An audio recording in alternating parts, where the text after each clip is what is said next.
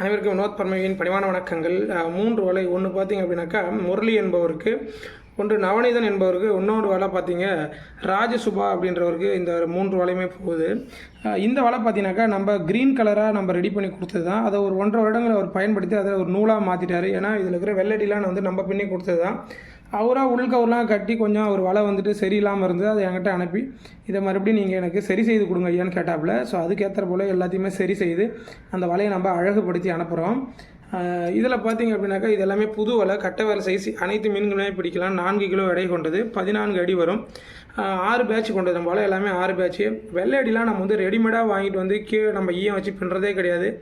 800 கன்னியாக இருந்தாலும் சரி, 1000 கன்னியாக இருந்தாலும் சரி, 1200 கன்னியாக இருந்தாலும் சரி தான்.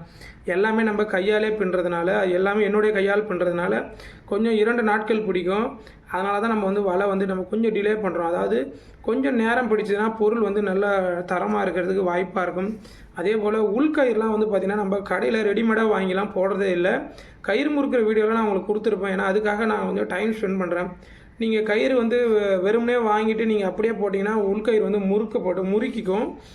அப்புறம் என்ன ஆகிடும்னா வலை சரியாக விரிந்து விழாது. இப்போ இதெல்லாம் பார்த்தீங்கன்னாக்கா முறுக்கு கயிறு எப்பயுமே அவ்வளோ சீக்கிரம் அறுக்காது, ரொம்ப நாட்கள் படுறதுக்கு வரும். இது எல்லாருக்குமே நான் எக்ஸ்பிளைன் பண்ணியிருப்பேன் நிறைய பதிவில்.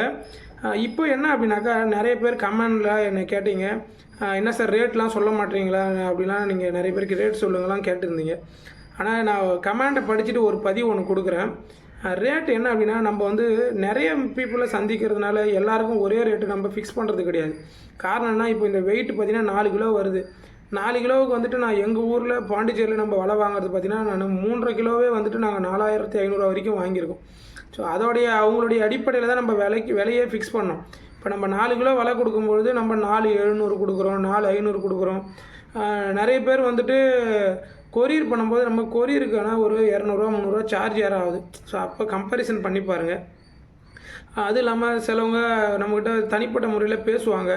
மனிதர்கள் வந்து நம்ம பேசும்பொழுதே நம்ம என்ன பண்ணுவோம்னா சரி பரவாயில்ல ரொம்ப வற்புறுத்துறாரு அப்படின்போது இன்னும் குறைச்சியும் கொடுக்குற ஒரு சூழல் இருக்கும். ஸோ இது மாதிரி வியாபாரத்தை வந்து பார்த்திங்கன்னா பிஸ்னஸில் நிறைய பேரை நம்ம சந்திக்க வேண்டியது வரும்போது ஒரு இடத்துல ஏற்றம் இறக்கங்கள் வரதான் செய்யும். நம்ம ஃபிக்ஸ்டாக வந்துட்டு ரேட்டுமே வந்து நம்ம ஃபிக்ஸ் பண்ண முடியாது. ஏன்னா ஒருத்தவங்களுடைய சூழ்நிலைகள் கேட்டுற போல் நம்ம ரேட்டுமே ஃபிக்ஸ் ஆகுது. அதே மாதிரி நமக்கும் வந்துட்டு கை கடிக்காத அளவுக்கு நம்ம எந்த அளவுக்கு ஈயம் ரா மெட்டீரியல்லாம் எவ்வளோ ஆகுது என்ன, நமக்கு கூலியில் கூட ஓரளவுக்கு குறைஞ்சாலும் பரவாயில்ல அப்படின்ற மாதிரி தான் நம்ம வந்து கொடுத்துட்ருக்கோம். ஏன்னா ரா மெட்டீரியல் இன்றைக்கி காஸ்ட் வந்து பார்த்திங்கன்னா எல்லாமே ஏறி போச்சு. முடிஞ்ச வரைக்கும் நம்மளா கொஞ்சம் மேக் பண்ணலாம் அப்படின்றதுக்காக நிறைய வேலைகள் செய்துட்டு வரோம்.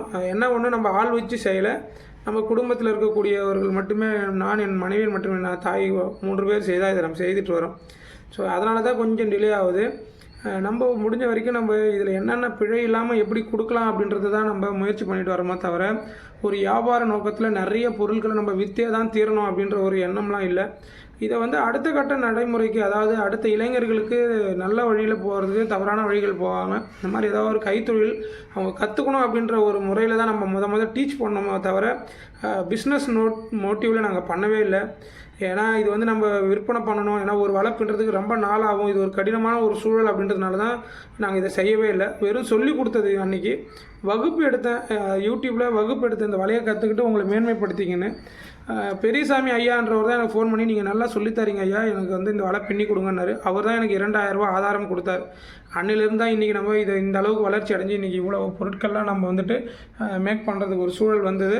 இன்றைக்கி நமக்கு யோகாவில் வருமானம் கம்மியாக இருந்தாலும் இந்த வருமானம் சேர்த்து நம்மளுடைய குடும்பத்தை நடத்துறதுக்கான ஒரு சூழல் ஏற்பட்டது.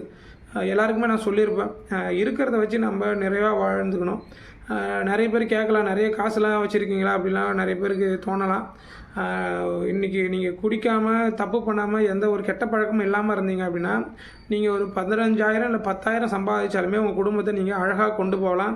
அதற்கு நானே ஒரு உதாரணமாக இருப்பேன். ஏன்னா எனக்கு அரசாங்கத்தில் ஒரு 7,000 ரூபா வருமானம் கொடுத்தாங்கன்னா இதை நான் உட்காந்து பின்னுறதுனால தான் எனக்கு ஓரளவுக்கு வருமானம் வருது. ஸோ என்னுடைய வீடியோவை நீங்கள் பார்த்துருந்தா தெரியும், என்னுடைய வீட்டில் இருந்து நான் எல்லா வேலையுமே நானாக செஞ்சுருப்பேன். ஒரு பெயிண்ட் அடிக்கிறதுனா இருந்தாலுமே நானாக செஞ்சு ஒன்று ஒன்றா உருவாக்கியிருப்பேன். அப்படி உருவாக்கி நம்ம நல்ல வழியில் உருவாக்கினா தான் நம்ம ஒரு பொருளாக வந்து அதை நிலைகாட்ட முடியும். நீங்கள் கடன் வாங்கி எல்லாத்தையுமே வந்துட்டு நீங்கள் ஒரு பக்கம் குடிச்சிக்கிட்டு ஒரு பக்கம் தப்பு பண்ணிக்கிட்டு நீங்கள் பணம் சேர்க்கணும்னு நினச்சிங்கன்னா கண்டிப்பாக சேர்க்க முடியாது. அது எந்த தொழிலாக இருந்தாலும் சரி தான். ஒரு தச்சு தொழிலாக இருந்தாலும் சரி தான், செருப்பு தைக்கிற தொழிலாக இருந்தாலும் சரி தான், எந்த ஒரு தொழிலாக இருந்தாலும் நீங்கள் தப்பான பழக்க வழக்கங்கள் இல்லாமல் அந்த தொழிலை ஒழுங்குபடுத்தி நீங்கள் செஞ்சுட்டு வந்தீங்கன்னா நீங்கள் வாழ்க்கையில் நிறைய பெரிய இடத்துக்கு நீங்கள் போகலாம். ஏன்னா நீங்கள் எதையுமே வந்து இது ஒரு சின்ன விஷயம் தானே அப்படின்னு சொல்லிட்டு ஒதுக்கிடாதீங்க. ஏன்னா எனக்கு இந்த வீச்சு வலையில் எனக்கு நிறைய விஷயங்களை நான் கற்றுக்கிட்டேன். ஏன்னா நம்ம படித்தோம், ஒரு கம்பெனியில் போய் ஒருத்தவங்ககிட்ட அடிமையாக வேலை செய்திருந்தோம், ஒரு பள்ளியில் ஒருத்தவங்ககிட்ட வேலை செய்யும்போது அங்கங்கே என்னென்னலாம் நம்ம இடர்பாடுகளை சந்தித்தோம் அப்படின்றது எல்லாருக்குமே தெரியும். ஏன்னா அவங்கவுங்க ஒவ்வொரு கஷ்டங்களை அனுபவிச்சிருப்பாங்க. நீங்கள் படிச்சுட்டால் மட்டுமே போதுமானதில்லை, போயிட்டு நீங்கள் ஒரு இடத்துல வேலை செஞ்சீங்கன்னா அங்கே எவ்வளவு கஷ்டங்களை நீங்கள் அனுபவிப்பீங்கன்றது உங்களுக்கு தான் தெரியும். ஆக எல்லா மனிதர்களும் ஒவ்வொரு கஷ்டங்களை கண்டிப்பாக அனுபவிச்சிருப்பீங்க. அதனால் அதெல்லாம் மறந்துட்டு நீங்கள் உங்கள் தெரிந்த தொழிலை நீங்கள் அதை மேன்மைப்படுத்துறதுக்கு முயற்சி பண்ணுங்கள். நிறைய பேர் எனக்கு கமெண்ட் பண்ணாங்க தான், ஆரம்ப கட்டத்தில் நீலாம் வலை பின்னி என்ன பண்ண போகிற அப்படிலாம் கேட்டாங்க தான். படித்தவனு இதை தான் பண்ணுறான், படிக்காதவனு இதை தான் பண்ணுறான் கேட்டாங்க.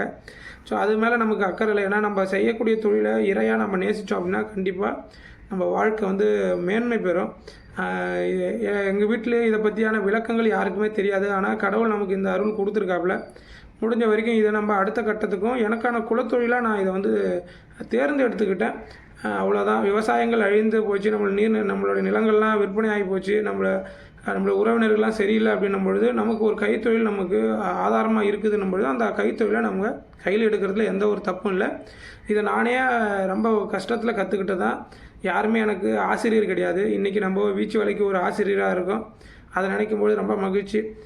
வரலை, நம்மளால் முடியாது அப்படின்னு விடாமல் நீங்கள் தொடர்ச்சியாக முயற்சி பண்ணிகிட்டே இருங்க. கண்டிப்பாக வாழ்க்கையில் சக்ஸஸ் பண்ணலாம். இதெல்லாம் ஒரு சின்ன விஷயம், இதெல்லாம் என்ன பண்ணுறது அப்படின்னு மட்டும் நினைக்காதீங்க. உங்களுக்கு தெரிஞ்ச தொழிலை நீங்கள் அதை அழகுபடுத்தி மேன்மைப்படுத்தி பாருங்கள். இன்றைக்கி இருக்கக்கூடிய டெக்னாலஜியில் நம்ம எப்படி வேணாலும் அதை வளர்ச்சிப்படுத்தலாம். ஆனால் நீங்கள் என்ன வளர்ச்சிப்படுத்தினாலும் உங்களுடைய நேர்மையிலிருந்து நீங்கள் ஒருபொழுதும் பின்தாங்காதீங்க. உங்களுடைய பொருளை நீங்கள் உருவாக்குற பொருளுக்கு சக்தி இருக்குது அப்படின்றத நீங்கள் உணருங்க. கண்டிப்பாக நீங்கள் அடுத்த நிலைப்பாட்டுக்கு போகலாம். ஏன்னா இதை வந்து ஒரு 4 நாள் உங்கள் கையால் நீங்கள் பின்னும் பொழுது அந்த கை இருக்கக்கூடிய அனைத்து சக்திகளும் அந்த பொருளில் இருக்கும். வாங்குறவங்களும் நல்ல வலுவடைவாங்க, அவங்களுடைய வாழ்வாதாரமும் கூடி நிற்கும். ஸோ அதை புரிஞ்சுக்கங்க. என்றைக்கும் நம்ம பணம் பார்க்கணும் அப்படின்ற பெரிய எண்ணத்தில் உங்களுடைய தொழிலை, உங்களுடைய கைத்தொழிலை கொண்டு போகாதீங்க. நீங்கள் ஒழுங்காக செஞ்சுட்டே வாங்க, கண்டிப்பாக பணம் உங்களை தேடி வரும். வாழ்க யோகம், யோகம் வரட்டும். அடுத்த பதிவில் கண்டிப்பாக சந்திக்கிறேன். எந்த சந்தேகங்கள் இருந்தாங்க எனக்கு தொடர்பு கொண்டு கேட்டுக்குங்க. கண்டிப்பாக நான் உங்களுக்கு பதில் சொல்லுவேன். எங்கேயாவது பேருந்துலேயோ வண்டியிலே போகும்பொழுது தான் நம்ம ஃபோன் எடுக்க மாட்டேன். கண்டிப்பாக நான் வீட்டுக்கு வந்தேன்னா ஃபோன் எடுத்து உங்களை எல்லாருக்குமே பேசுவேன். முடிஞ்ச வரைக்கும் எல்லாருக்கும் நான் ரெஸ்பெக்ட் பண்ணிட்டு வரேன் அப்படின்றது தெரியும்னு நினைக்கிறேன். ஏதாவது நான் ரெஸ்பெக்ட் பண்ணல அப்படின்னாலுமே என்னை மன்னிச்சிடுங்க. ஏதாவது இருந்ததுன்னா எனக்கு கமெண்ட் பண்ணுங்கள். வாழ்க யோகம், யோகம் வரட்டும். அடுத்த பதிவில் கண்டிப்பாக சந்திக்கிறேன். நன்றி.